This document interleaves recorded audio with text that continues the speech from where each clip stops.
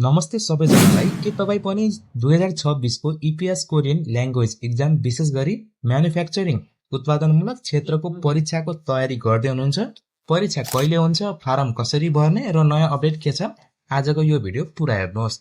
वैदेशिक रोजगार विभाग इपिएस कोरियन शाखा गवारकोले इपिएस टपिक 2026 का लागि आवेदन फारम प्रक्रिया र परीक्षा सम्बन्धी महत्त्वपूर्ण अपडेट जारी गरिसकेको छ।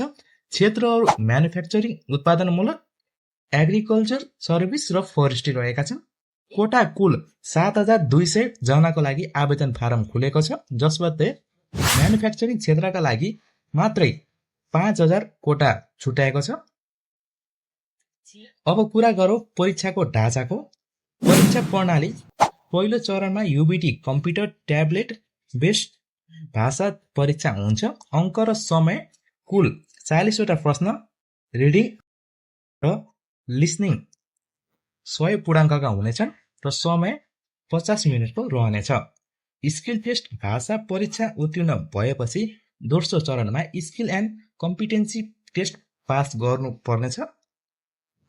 यदि तपाईँले आवेदन भरिसक्नु भएको छ भने अफिसियल इपिएस नेपालको वेबसाइट ipsnepal.gov.np मा आफ्नो परीक्षा स्याड्युल र सिफ्ट नियमित रूपमा चेक गर्दै जानुहोला।